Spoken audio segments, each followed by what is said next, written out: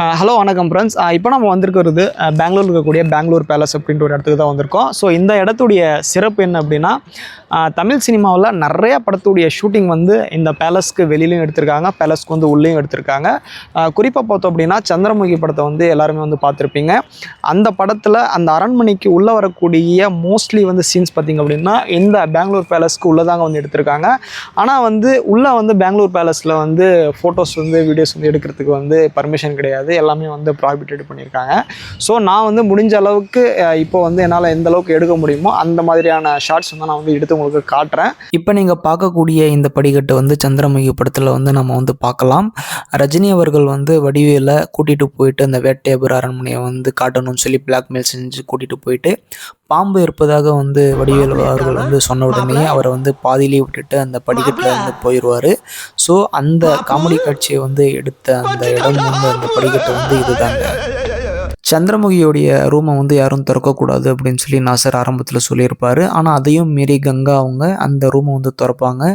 அது திறந்ததுக்கப்புறம் அந்த வீட்டில் பல்வேறு விதமான குழப்பங்கள் வந்து ஏற்படும். இந்த பிரச்சனையை முடிவு கட்ட நாசர் ராமச்சந்திர ஆச்சாரியர் அப்படிங்கிற ஒரு சாமியாரை வந்து கூட்டிகிட்டு வரப்போகிறதா வந்து சொல்லுவார். அதாவது நாசர், ரஜினி, பிரபு அவர்கள் பேசக்கூடிய அந்த காட்சிகள் வந்து இப்போ நீங்கள் பார்க்கக்கூடிய இந்த இடத்துல தாங்க வந்து படமாக்கப்பட்டு இருக்கும். இரவு நேரங்களில் சந்திரமுகி ரூம்லேருந்து பாட்டு சத்தம் வரும். அந்த பாட்டு சத்தத்தை கேட்டுட்டு ரஜினி அவர்கள் நடந்து வந்து அந்த ரூமை பார்க்கக்கூடிய அந்த காட்சிகள் வந்து இந்த இடத்துல தாங்க வந்து எடுத்திருக்காங்க. இப்போ நீங்கள் பார்க்கக்கூடிய இந்த படிக்கட்டு சந்திரமுகி படத்தில் நிறைய சீனில் வந்து காட்டியிருப்பாங்க. குறிப்பாக மனோபலா வந்து சந்திரமுகியை விரட்டுவதற்காக அந்த தீப்பந்தம் கொண்டு வந்து அந்த நிற்கக்கூடிய இந்த காட்சிகள் வந்து இந்த படிக்கட்டில் தாங்க வந்து எடுத்திருப்பாங்க. சந்திரமுகி ரூம் போகிறதுக்கு நயன்தாராவும் ஜோதிகாவும் வந்து படிக்கட்டில் நின்று அந்த சங்கிலியை பிடிக்கக்கூடிய அந்த காட்சி வந்து படமாக்கப்பட்ட இடம் வந்து இதுதாங்க.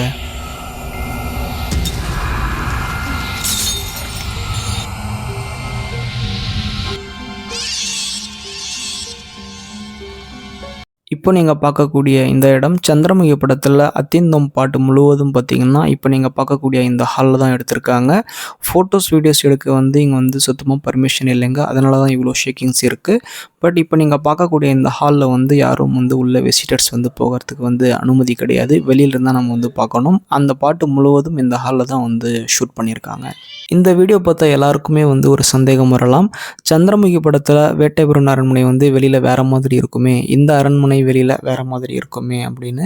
ஆமாங்க, அந்த படத்தில் அந்த அரண்மனைக்கு உள்ளே காட்டக்கூடிய அந்த லொக்கேஷன்ஸ் மட்டும்தான் இந்த பேலஸ்குள்ளே வந்து அந்த படம் வந்து எடுத்திருக்காங்க.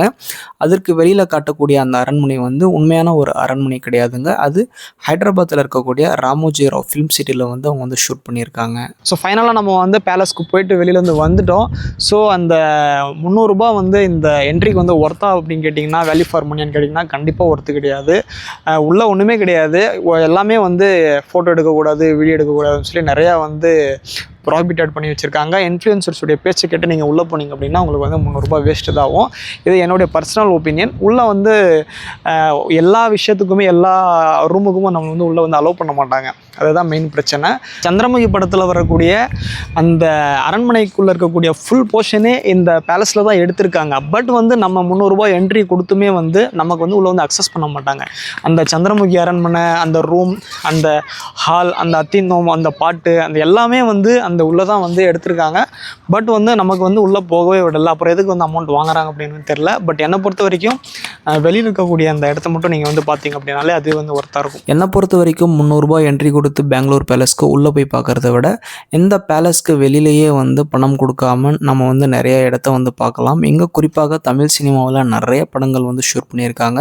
விஜய் அவர்கள் நடித்த பூவே உனக்காக படமாக இருக்கட்டும், விஜயகாந்த் அவர்களுடைய ஏழை ஜாதி படமாக இருக்கட்டும், சூரியவம்சம் படமாக இருக்கட்டும், அதாவது சத்யராஜ் அவர்கள் நடித்த ஜீவா படமாக இருக்கட்டும், ஜெயராம், அர்ஜுன் நடித்த கோகுலம், இந்த மாதிரி நிறைய தமிழ் சினிமாவுடைய பாட்டுகள் வந்து இந்த பேலஸ்க்கு முன்னாடி தான் வந்து ஷூட் பண்ணியிருக்காங்க.